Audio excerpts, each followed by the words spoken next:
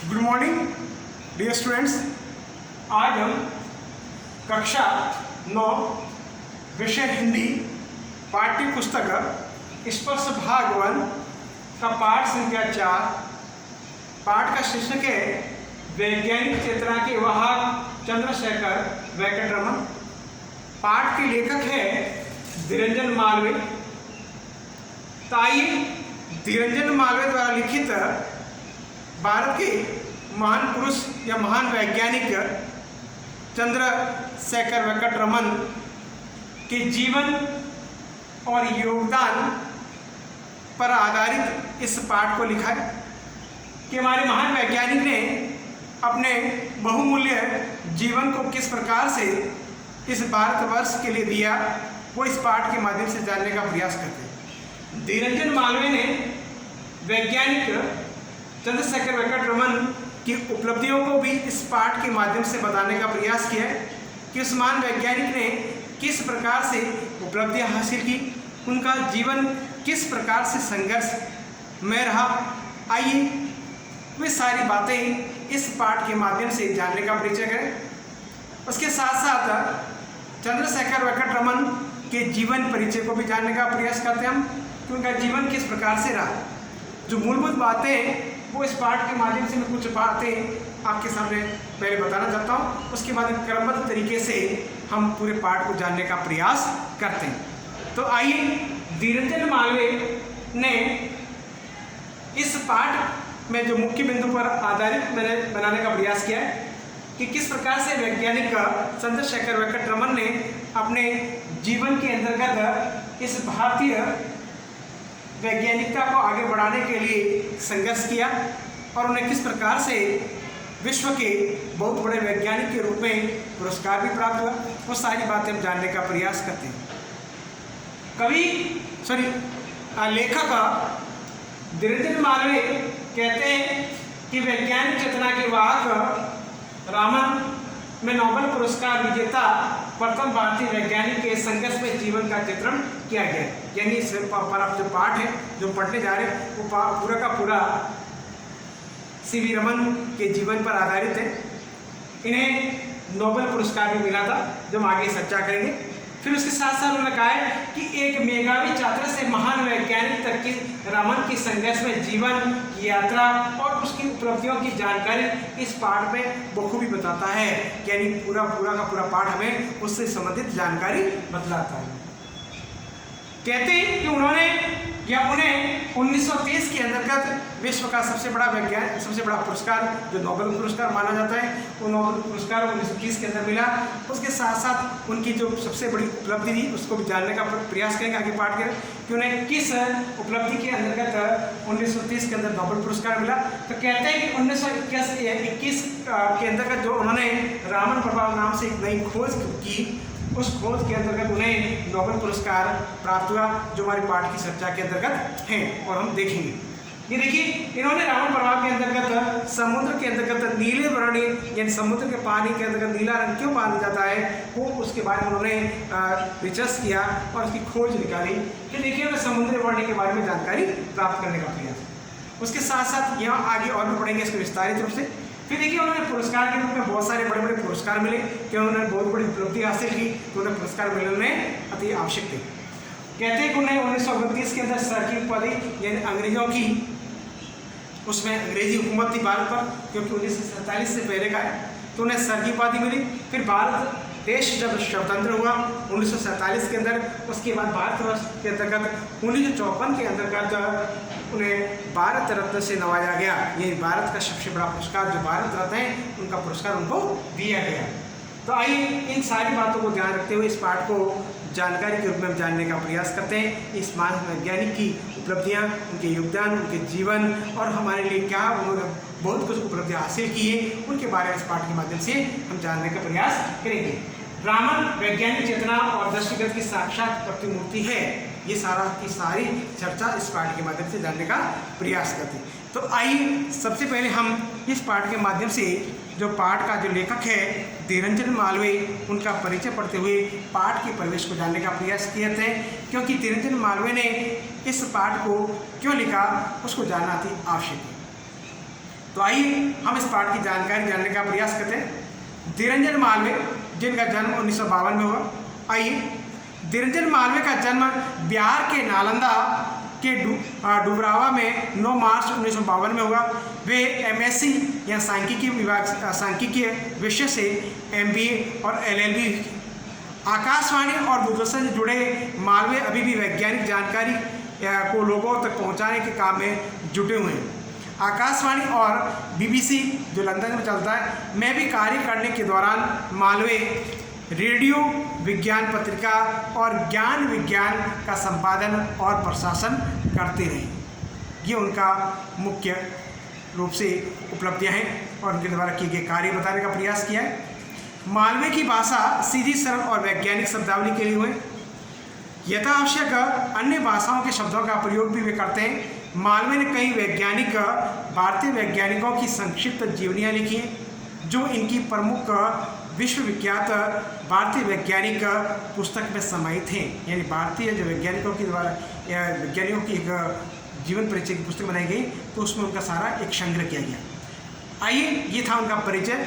अब देखिए पाठ के प्रवेश को देखते हैं कि निरंजन मालवीय ने हमारे भारतीय वैज्ञानिकों के अंतर्गत जो श्रेष्ठ वैज्ञानिकों की श्रेणी में रखा गया है, सीवी रमन का जीवन परिचय भी उन्होंने बताने का प्रयास किया है। जो हमारा पाठ है, जो प्रस्तुत पाठ है, उसमें वैज्ञानिक चेतना के वाहक रामन में नोबेल पुरस्कार विजेता प्रथम भारतीय वैज्ञानिक के संघर्ष में जीवन का चित्रण किया है। वेंकट रामन कुल 11 साल की उम्र में ही मैट्रिक का विशेष और एमए करके मात्र 18 साल की उम्र में कोलकाता में भारत सरकार के फाइनेंसी डिपार्टमेंट या वित्त विभाग में सहायक जनरल अकाउंटेंट नियुक्त कर लिए गए थे। इनकी प्रतिभा से इनके अध्यापक तक अभिभूत आश्चर्यचकित रह जाते थे। यानी प्रतिभा मेधावी प्रतिभा थी। सन 1930 में उन्हें नोबेल पुरस्कार पाने के बाद सीवी रमन ने अपने एक मित्र को उस पुरस्कार समारोह के बारे में लिखा था कि जैसे ही मैं पुरस्कार लेकर मुड़ा और देखा कि जिस स्थान पर मैं बैठाया गया था उसके ऊपर ब्रिटिश राज्य का यूनियन जैक लहरा रहा है, तो मुझे अफसोस हुआ कि मेरे दिन यानी मेरे गरीब देश भारत की अपनी पताका या झंडा तक नहीं है। इस एहसास से मेरा गला भर आया और मैं फूट कर रो पड़ा। तो देखिए उन्हें अपने भारतीयता के प्रति कितना लगाव था, वे अपने देश के प्रति कितना लगाव करते थे। आज़ादी से पूर्व होने के कारण उनके मन के अंतर्गत आज़ादी की अलग किस प्रकार से थी, वो इस पंक्तियों के माध्यम से हम समझ सकते हैं। चंद्रशेखर वेंकट रमन भारत में विज्ञान की उन्नति के चिर आकांक्षी थे तथा भारत की स्वतंत्रता के पक्षधर थे, यानी वे आज़ादी के पक्षधर थे। वे महात्मा गांधी को अपना अभिन्न मित्र मानते थे। नोबेल पुरस्कार समारोह के बाद एक भोज यानी एक भोजन की व्यवस्था के दौरान उन्होंने कहा था कि मुझे एक बधाई का तार अपने सर्वाधिक प्रिय मित्र महात्मा गांधी से मिला है, जो इस समय जेल में है। तो इस प्रकार से देखिए उनकी मित्रता के भाव भी इस पाठ के अंदर जानने का प्रयास करेंगे और उनकी उपलब्धियों के बारे में भी जानने का प्रयास करेंगे। इस पाठ के अंतर्गत एक मेधावी छात्र से महान वैज्ञानिक तक के इस रामन के संघर्ष में जीवन यात्रा और उसकी उपलब्धियों की जानकारी भी ये पाठ में बखूबी बताता है। यह बहुत ज़्यादा हमें पसंद है। तो देखिए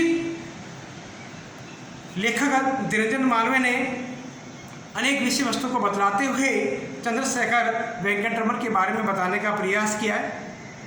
वेंकट रमन कहते हैं कि पेड़ से सेब गिरते हुए तो लोग सदियों से देखते आ रहे हैं, लेकिन हमने बहुत कुछ नहीं देखा। उसी बात पर आधारित उन्होंने न्यूटन के इसी सिद्धांतों के आधार पर उन्होंने जब एक बार समुद्र के अंदर जब यात्रा कर रहे थे तो समुद्र के अंदर जहाज़ के डेक पर खड़े होकर उन्होंने समुद्र को निहारा और समुद्र के नीले रंग को जानने का प्रयास किया और उन्होंने उसके बारे में खोज की और बहुत बड़ी उपलब्धि प्राप्त की। तो देखिए ये चीज़ें इस पाठ के माध्यम से बताने का प्रयास किया है। तो आइए ये सारी बातें हम जानने का प्रयास करें। वे कहते हैं कि समुद्र के नीले वर्णीय आभा को भी असंख्य लोग आदिकाल से देखते आ रहे हैं, मगर इस आभा यानी इस चमक पर पड़े रहस्य के पर्दे को हटाने के लिए हमारे समक्ष उपस्थित हुए हैं, तो वह चंद्रशेखर वेंकट रमन। कहते हैं कि बात 1921 की है, जब रामन समुद्र यात्रा पर थे। जहाज के डेक पर खड़े होकर नीले समुद्र को निहारते थे। प्रकृति प्रेमी रामन को अच्छा लगता था। वे समुद्र की नीली आभा को घंटों खोए रहते थे। लेकिन रामन केवल भावुक प्रकृति प्रेमी ही नहीं थे, उनके अंदर एक वैज्ञानिक की जिज्ञासा भी उतनी ही सशक्त थी जितनी जिज्ञासा उनसे सवाल कर बैठती। आखिर समुद्र का रंग नीला ही क्यों होता है, कुछ और क्यों नहीं? रामन सवाल का जवाब ढूंढने में लग गए और जवाब ढूंढते हुए एक विश्वविख्यात वैज्ञानिक बन गए। तो देखिए, ये थी इनकी उपलब्धि जो हमारे जीवन को भी बहुत ज़्यादा प्रभावित करती है। आइए अब हम जानते हैं कुछ इसका जीवन परिचय कि रामन का जन्म कहाँ हुआ। रामन का जन्म 7 नवंबर सन 1888 को तमिलनाडु के तिरुचिरापल्ली नगर में हुआ। उनके पिता विशाखापट्टनम में गणित और भौतिकी के शिक्षक थे। पिता इन्हें बचपन से गणित और भौतिकी पढ़ाते थे। इनमें कोई अतिशयोक्ति नहीं होगी कि जिन 2 विषयों के ज्ञान में उन्हें जगत प्रसिद्ध बनाया, उनकी सशक्त नींव उनके पिता ने ही तैयार की थी। कॉलेज की पढ़ाई उन्होंने अपने ABN कॉलेज तिरुचिरापल्ली से और फिर प्रेसिडेंसी कॉलेज मद्रास से की। BA और MA दोनों ही परीक्षाओं में उन्होंने काफ़ी ऊंचे अंक हासिल किए थे, यानी श्रेष्ठ अंक लाए थे। रामन का मस्तिष्क विज्ञान के रहस्य को सुलझाने के लिए बचपन से ही बेचैन रहता था। वे अपने कॉलेज के ज़माने में उन्होंने शोध कार्यों यानी रिसर्च में बहुत बड़ा दिलचस्पी लेना शुरू किया था। उनका पहला शोध पत्र फिलोसॉफिकल मैगजीन में प्रकाशित हुआ।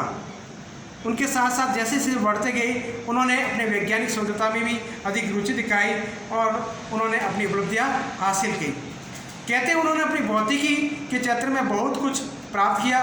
उसके साथ साथ उन्होंने भारतीय वाद्य यंत्रों के बारे में उन्होंने बहुत कुछ काम किया। वे कहते हैं कि भारतीय वाद्य यंत्रों पर किए जा रहे शोध कार्यों के दौरान उनके अध्ययन के दायरे में जहाँ वायलिन, चेलो या पियानो जैसे विदेशी वाद्य यंत्र आए, वही वीणा, तानपुरा और मृदंग पर भी उन्होंने काम किया। उन्होंने वैज्ञानिक सिद्धांतों के आधार पर पश्चिमी देशों की इस भ्रांति को तोड़ने की कोशिश की कि भारतीय वाद्य यंत्र विदेशी वाद्य यंत्रों की तुलना में घटिया हैं। वाद्य यंत्रों के कंपन के पीछे छिपे गणित पर उन्होंने अच्छा खासा काम किया और अनेक शोध पत्र भी प्रकाशित किए, यानी भारतीय वाद्य यंत्रों के बारे में भी उन्होंने बहुत कुछ काम किया। भारतीय वाद्य यंत्रों को श्रेष्ठ बताने का भी प्रयास किया। तो देखिए, उन्होंने भौतिकी क्षेत्र में किस प्रकार से भारतीय विषय वस्तु को भी लोगों के सामने प्रदर्शित करने का प्रयास किया, वो हमें बहुत बड़ी उपलब्धि बताने का प्रयास किया। रामन ने 1921 में जब समुद्र की यात्रा के दौरान अपने मस्तिष्क में आए सवाल, यानी समुद्र का रंग नीला क्यों होता है, जब उन्होंने इसका उत्तर ढूंढा तो देखिए विश्वविख्यात वैज्ञानिक बन गए। तो देखिए, यही उनकी खोज रामन प्रभाव या रामन प्रभाव की खोज कहलाती है। आइए उसके साथ साथ उन्होंने समुद्र के अंतर्गत अनेक ऐसी विषय वस्तुओं को भी जानने का प्रयास किया जो हमारे लिए बहुत ही महत्वपूर्ण रखती है। कहते हैं कि रामन ने अनेक ठोस द्रवों या ठोस कणों और तरल पदार्थों पर प्रकाश की किरण के प्रभाव का भी अध्ययन किया, यानी पानी के ऊपर जब छोटे छोटे कण आ जाते हैं तो किस प्रकार अपना रंग प्रदर्शित कर लेते हैं, उन पर उन्होंने बहुत बड़ा प्रयोग किया। उन्होंने पाया कि जब एक वर्णीय प्रकाश की किरण किसी तरल या ठोस रवेदार पदार्थ से गुजरती है तो गुजरने के बाद उसके वर्ण में परिवर्तित होता है, यानी रंग बदल लेता है। वजह यह होती है कि एक वर्णीय माने एक कलर प्रकाश की किरण के फोटोन जब तरल या ठोस रवे से गुजरते हुए उनके अणुओं से टकराते हैं तो इस टकराव के परिणाम स्वरूप वे या तो ऊर्जा का कुछ अंश खो देते हैं या पा जाते हैं। दोनों की स्थितियाँ प्रकाश के रंग में बदलाव लाती हैं और एक वर्णीय प्रकाश की किरणों में सबसे अधिक ऊर्जा बैंगनी रंग यानी बैंगनी जिसे कहा जाता है, बैंगनी रंग के प्रकाश में होती है। बैंगनी के बाद क्रमशः नीले, आसमानी, हरे, पीले, नारंगी और लाल रंग का नंबर आता है।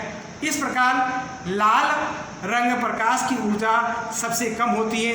एक वर्णीय प्रकाश तरल तथा ठोस रवों से गुजरते हुए जिस परिणाम में ऊर्जा खोता या पाता है उस हिसाब से उसका कारण बिल्कुल परिवर्तित होता रहता है।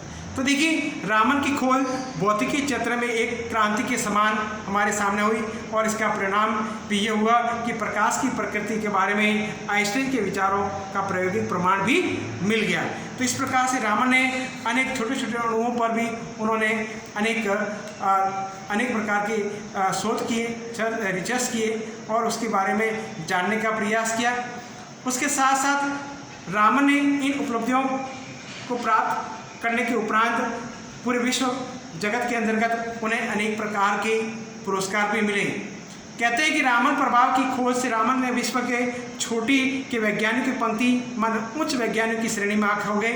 तो उसके लिए उन्होंने पुरस्कार और सम्मानों की तो उन्हें झड़ी लग गई। उन्हें सन 1924 में रॉयल सोसाइटी की सदस्यता से सम्मानित किया गया। 1929 में उन्हें सर की उपाधि सम्मानित किया गया और उसके साथ साथ में अनेक विश्व के सर्वोच्च पुरस्कार भौतिकी में और फिर नोबेल पुरस्कारों से भी सम्मानित किया गया। उन्हें रोम का मैसेसेट्स पदक भी मिला, रॉयल सोसाइटी का हाजूर पदक मिला और फिलाडेल्फिया इंस्टीट्यूट का फ्रैंकलिन पदक और सोवियत रूस का अंतर्राष्ट्रीय लेनिन पुरस्कार भी मिला। इन्हें विश्व के बहुत बड़े बड़े देशों के बड़े बड़े पुरस्कार भी मिले।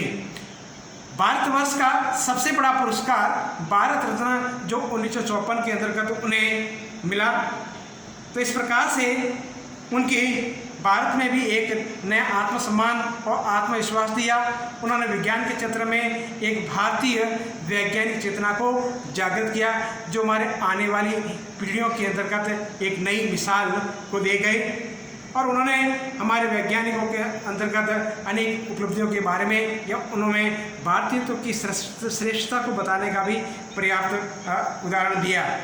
तो रामन का वैज्ञानिक व्यक्तियों का प्रयोग और शोध लेखन तक भी सिमटा हुआ नहीं था। उनके अंदर एक राष्ट्रीय चेतना थी और देश के वैज्ञानिक दृष्टि और चिंतन के विकास के प्रति भी समर्पित थी।